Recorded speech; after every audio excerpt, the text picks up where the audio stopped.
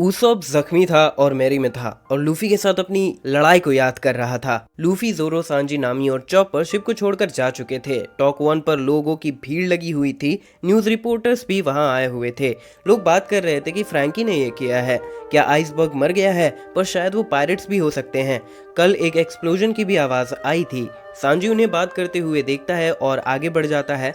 Sanji एक hotel के छत पर जाता है और जोरो और चॉपर से मिलता है। सांजी कहता है, हमने एक रूम रेंट पर लिया है पर कोई भी उसे यूज नहीं कर रहा है, और सवाल करता है लूफी कहाँ है। लूफी एक दूसरे बिल्डिंग के टॉप पर बैठा हुआ था, उदास। चॉपर सांजी से पूछता है, तुम कहाँ गए थे? सांजी बताता है, रॉकी केव के पास ही था, रॉबिन का वेट करते हुए। उसने कभी जाने के बारे में कुछ कहा नहीं, पता नहीं वो कहाँ गई होगी। चॉपर उदास होकर कहता है, इस आइलैंड पर आने के बाद हमारे साथ बुरा हो रहा है।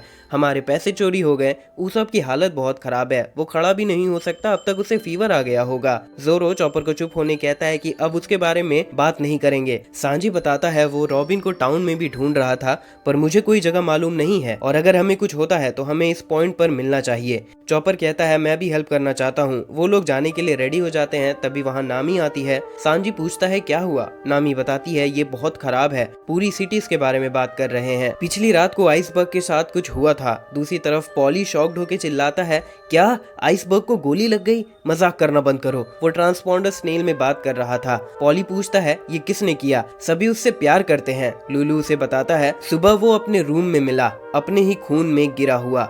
वो जिंदा है पर तब से बेहोश है। तुम्हें मेन ऑफिस जल्दी आना होगा। पॉली शॉक्ड होकर कॉल रख देता है। काकू लुलू के पास आता है और पॉली के बारे में पूछता है। लुलू बताता है वो आ रहा है। काकू बताता है, बहुत से रिपोर्टर्स बाहर भीड़ लगा चुके हैं, हम भी जानना चाहते हैं क्या हुआ था। ऑफिस की हालत खराब है पर कुछ भी चोरी नहीं हुआ है, और अगर ये रॉबरी नहीं है तो आइसबर्ग को कोई क्यों मारना चाहता है? लुलू कहता है, हम बहुत बड़ी मुसीबत में हैं। अगर आइसबर्ग को कुछ होता है तो सिर्फ गैलीला कंपनी ही खत्म नहीं होगा, साथ ही पूरा वाटर 7 भी हो जाएगा। आइसबर्ग को पानी चढ़ाया जा रहा था। रॉब, लूची और कालिफा उसके साथ थे। कालिफा डॉक्टर से पूछती है उसका कंडीशन कैसा है। डॉक्टर बताता है, उसे आगे से 2 गोली लगी थी और पीछे से 3। मुझे कोई आइडिया नहीं है पिछली रात क्या हुआ था, पर जो भी हुआ था वो बहुत बुरा था। फॉरेंसिक्स वाले आइसबर्ग के ऑफिस से सबूत इकट्ठा कर रहे थे। लुलू काकू से बात कर रहा था कि ये ऐसी जगह में हुआ था जहां कोई घुस नहीं सकता था। उन्हें वहां बस एक मास्क मिला जो कहीं भी खरीदा जा सकता है। दूसरी तरफ नामी लूफी को आइसबर्ग के बारे में बताती है कि वो अब भी बेहोश है। लूफी कहता है, सब तो उसे पसंद करते थे, फिर भी।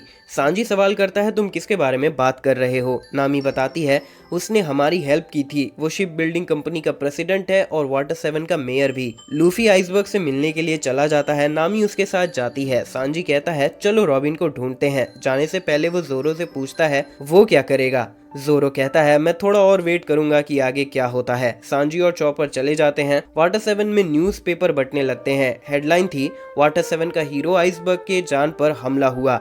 सभी बात करने लगते हैं कि आइसबर्ग के साथ ये कौन कर सकता है। सब लोग कहने लगते हैं, न्यूज़पेपर पूरी बात नहीं बता रहे हैं, ऐसे अटैक्स पायरेट ही कर सकते हैं। पिछले ही दिन कुछ पायरेट्स टॉक 1 पर हंगामा कर रहे थे। दूसरी तरफ लुलू कहता है, मुझे लगता है ये वर्ल्ड गवर्नमेंट ने किया है। काकू शॉक्ड हो जाता है। लुलू कहता है, मैं कॉर्गी की बात कर रहा हूँ। जब भी वो आइसबर्ग से बात करने आता था उसे खाली हाथ वापस जाना पड़ता था। मुझे पता नहीं वो क्या बात करना चाहता था, लेकिन उसने बदला लेने के लिए ऐसा किया होगा। काकू कहता है, मैं ऐसी बात अपने अंदर ही रखता।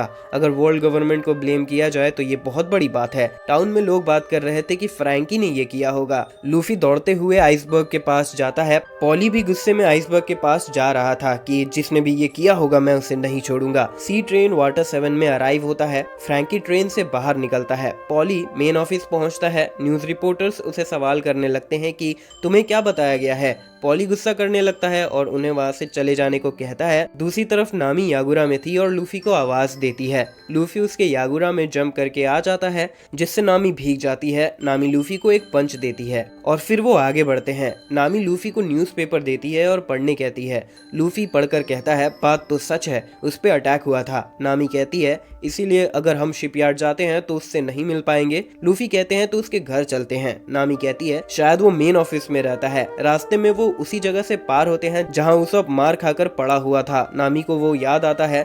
वो यागुरा को थोड़ा साइड कर लेती है। नामी उसब के बारे में सोचने लगती है। लूफी सवाल करता है, नामी तुम क्या सोच रही हो? जैसे उसे नामी का जवाब पता था। नामी उसे जवाब देती है, कुछ नहीं। लूफी चुप ही रहता है। दूसरी तरफ फ्रैंकी अपने घर पहुंचता है और वहां की हालत देखकर बहुत हैरान था। वो कीवी और मोजू से सवाल करता है क्या ये कोई सपना है। वो बताती हैं फ्रैंकी हाउस यही था। फ्रैंकी अपना मास्क उतार देता है और गुस्सा करता है कि ये क्या हो रहा है, कौन इतना बेवकूफ होगा जो मेरे घर के साथ ऐसा करेगा, और कहता है रुको सरा, मुझे पता है। स्ट्रॉ हैट, तुमने अपने 200 मिलियन बेरीज का बदला ऐसे लिया। फ्रैंकी फैमिली के कुछ मेंबर्स आते हैं। फ्रैंकी पूछता है क्या तुम लोग ठीक हो। एक मेंबर बताता है वो पायरेट्स पागल हैं, हम स्ट्रॉ हैट्स पर नजर रख रहे थे क्योंकि हम जानते थे तुम उन्हें माफ नहीं करोगे। फ्रैंकी पूछता है वो लोग कहाँ हैं।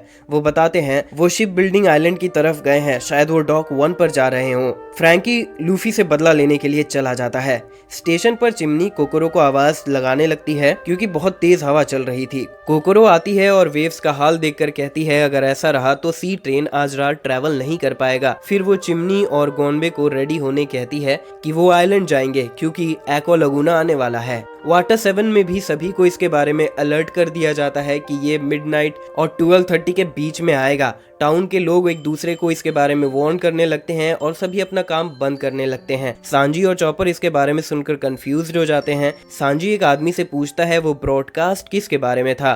वो आदमी कंफ्यूज हो जाता है, फिर उसे रियलाइज होता है वो लोग विजिटर्स हैं और उन्हें बताता है कि एक्वा लगुना एनुअल स्टॉर्म है और वो भी बहुत बड़ा। इवैक्यूएट करने के लिए हायर ग्राउंड जाना होगा। पूरा वाटर 7 लगभग डूब जाएगा, पर टेंशन मत लो, ये रात तक होगा, लोकल्स को इसकी आदत हो चुकी है। चॉपर डर जाता है कि ये डूबने वाला है। सांजी कहता है हमें रॉबिन को जल्दी ढूंढना होगा। फिर वो लोग बात करते हुए भागने लगते हैं इस उम्मीद से कि रॉबिन किसी एंशिएंट रूइन में हो सकती है। फिर वो लोग थककर एक जगह रुक जाते हैं। सांजी कहता है हमें रॉबिन के बारे में ज्यादा नहीं पता। डॉक 1 पर लोगों की भीड़ सवाल किए जा रहे थे आइसबर्ग को क्या हुआ है। लूफी और नामी ये देखते हैं कि भीड़ बहुत है। लूफी कहता है जब तक आइसबर्ग के पास नहीं पहुंचते हमें कुछ भी पता नहीं चलेगा। नामी एक आदमी से पूछती है कि मेन ऑफिस जाने का रास्ता कहाँ है। वो बताता है डॉक 1 से, लेकिन तुम्हें अंदर जाने नहीं मिलेगा। जो भी हुआ है उससे सिर्फ ऑथोराइज्ड लोगों को ही अंदर जाने मिल रहा है। यहाँ पर सभी उसके बारे में चिंता कर रहे हैं। फ्रैंकी वहाँ पहुंच चुका था और सोचता है यहाँ क्या हो रहा है। तभी वहाँ म्यूजिक बजने लगता है। सभी लोग शॉक्ड हो जाते हैं क्योंकि वो समझ गए थे कि ये फ्रैंकी है। फ्रैंकी चिल्लाकर पूछता है क्या तुम लोगों ने मेरा नाम लिया। लोग कहते हैं नहीं, यहाँ से चले जाओ, और सोचने लगते हैं फ्रैंकी कहाँ है। तभी वो उसे ब्रिज के ऊपर देखते हैं। सभी लोग उसे ब्लेम करने लगते हैं कि उसने ही आइसबर्ग पर अटैक किया होगा। फ्रैंकी खुद को अपने इंट्रो सॉन्ग से इंट्रोड्यूस करता है। सभी लोग डर कर भागने लगते हैं। फ्रैंकी स्ट्रॉ हैट को बाहर आने कहता है। लूफी कंफ्यूज हो जाता है कि वो उसे क्यों बुला रहा है। और एपिसोड यहीं खत्म हो जाता है। और ये वीडियो अच्छी लगी हो तो ऐसी और भी वीडियोस है चैनल पर, आप उन वीडियोस को भी जाकर देख सकते हो।